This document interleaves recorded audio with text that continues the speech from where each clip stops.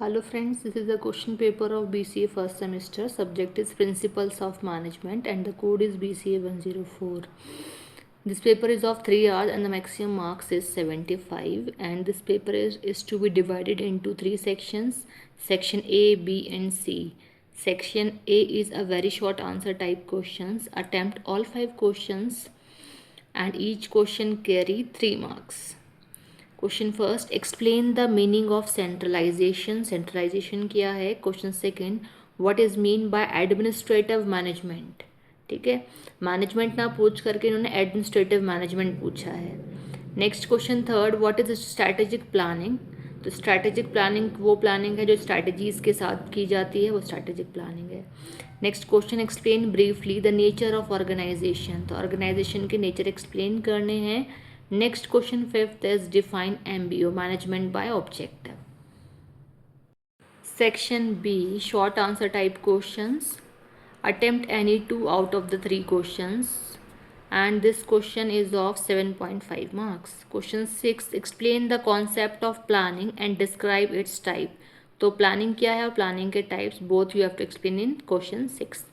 Next question 7th, how can the committee organization by made effective, कि वो कैसे effective होती हैं वो आपको बतानी है. Next question 8, discuss the process of decision making, जो कि इंपॉर्टेंट है. एज जो इंपॉर्टेंट क्वेश्चन मैं बताती हूँ उसमें बताती हूँ कि डिसीजन मेकिंग और प्लानिंग इनका प्रोसेस काफ़ी पूछा जाता है. नेक्स्ट इसमें पूछा explain various types of decision making, कि कितने टाइप की डिसीजन मेकिंग की जाती है. Then you have to explain that in question 8.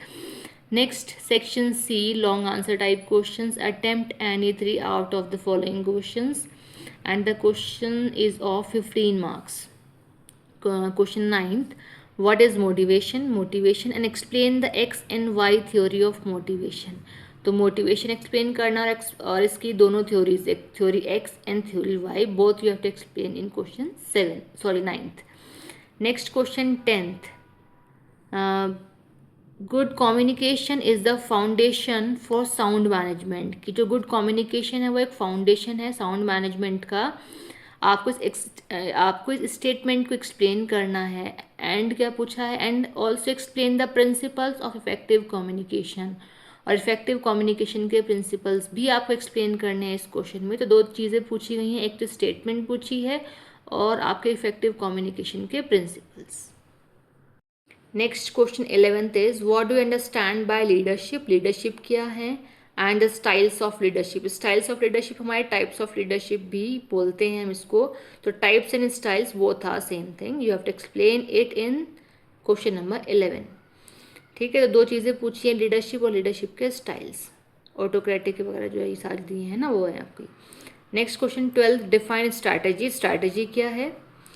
Also describe the steps taken in the formulation of strategy. Steps बताने हैं जो इसको फॉर्मुलेट करने में, बनाने में स्ट्रैटेजीज को यूज़ होते हैं. डायरेक्टली कहा जाए तो स्ट्रैटेजी क्या है, उसके स्टेप्स आपको बताने हैं, या प्रोसेस कह लो, है ना.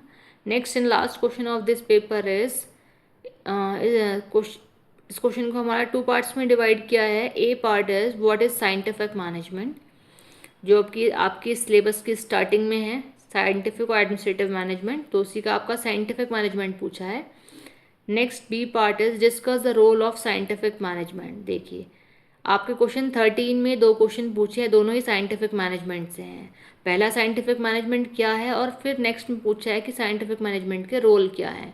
तो पूरे पेपर में आपका जो है एडमिनिस्ट्रेटिव मैनेजमेंट पूछा ही नहीं गया है ना. सेक्शन बी और सी में तो नहीं है. आई थिंक सेक्शन ए में मैंने मतलब थोड़ा ध्यान नहीं दिया.